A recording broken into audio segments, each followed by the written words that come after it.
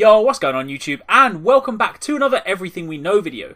Now, usually in these videos I talk about games and pull together everything you need to know about a particular title, but today I am talking about a console, the new Nintendo 3DS.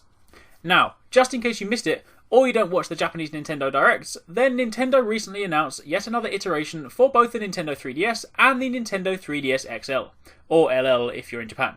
So, what's so special about this new Nintendo 3DS and why should you care?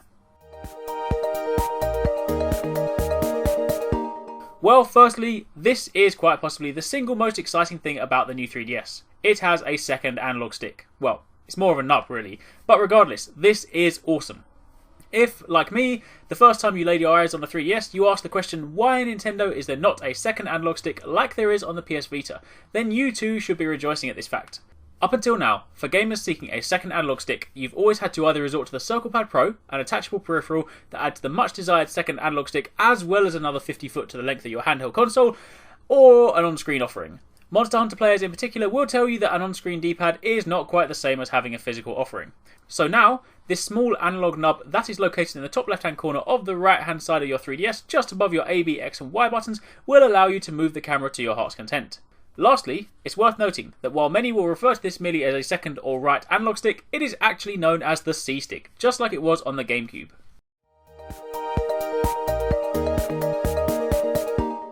Now, what about buttons? Well, firstly, the most obvious change is to the A, B, X and Y buttons. They are now colour-coded to match the colours once seen on the SNES controller. You'll also notice that the start and select buttons have shifted location as well to what I believe to be a somewhat more accessible location. But the most notable change, however, is with the shoulder buttons. The current versions of the 3DS have L and R buttons, but the new 3DS will have both L and R and ZL and ZR buttons, akin to those found on the Wii and Wii U Pro controllers. Whether or not these will be usable on existing games remains to be seen, but for the time being you can expect to see these in future games.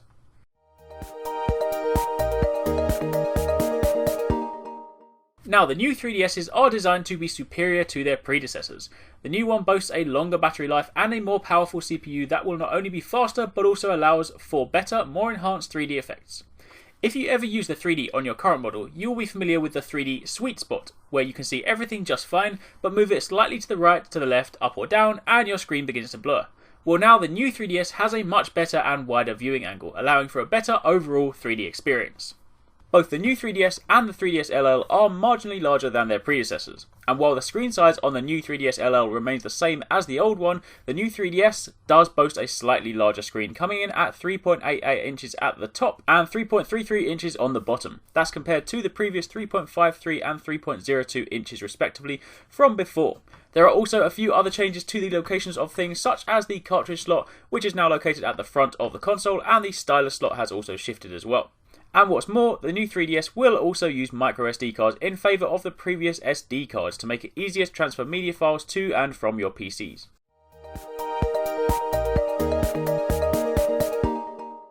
Now this is something else I am super excited about. I am a sucker for customization, so this obviously appeals to me, but Nintendo are rolling out a series of snazzy faceplates and backplates that allow you to change the look and feel of your 3DS. You simply remove the front and the back and put these on, and there's your new design. Cool, eh?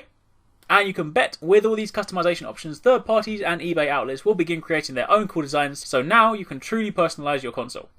Don't get too excited though, as this feature is only available on the new Nintendo 3DS, not the new Nintendo 3DS XL or LL.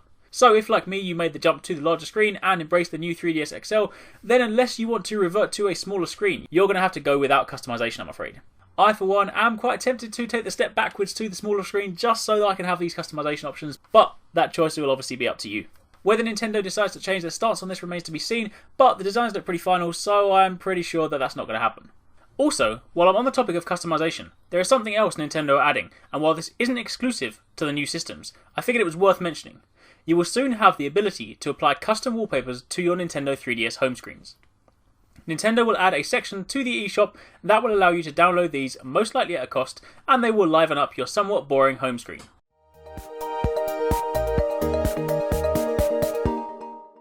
You may have seen the amiibo figures Nintendo are rolling out later this year designed to work with games such as Super Smash Bros. And later on Mario Kart Wii U and much more.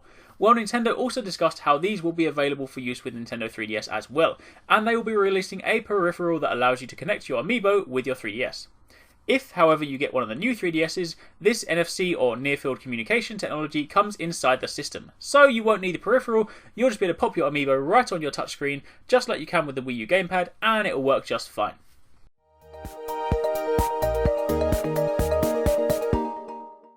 Now, Nintendo have already announced the first exclusive game coming to the new Nintendo 3DS system designed to take advantage of the new CPU, and that is Xenoblade Chronicles. It's getting a remake and will run only on the new system. So here's the kicker. What originally seemed like just your typical system upgrade, you know, the next iteration, looks, shape, screen, colour, etc., actually ended up being a little more of an overhaul. These games that are designed for the new 3DS will not work on the old 3DS, so it's a little more than just your regular upgrade.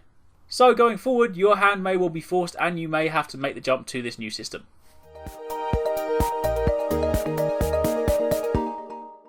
So the next question is, when will it release? Well, if you are over in the West, then you are going to have to wait quite a while. What I mean by that is there is not currently a release date for the console outside of Japan yet. In Japan, it's said to release before the end of 2014.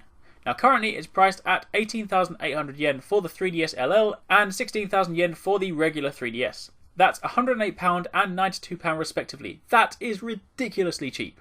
But you can pretty much guarantee that when it finally does make it to the West, we won't be seeing those cheap prices. And there you have it. That is everything you need to know about the new Nintendo 3DS and 3DS LL. Drop a comment down below and let me know what you think about this. Will you be picking one of these up once it comes to the West?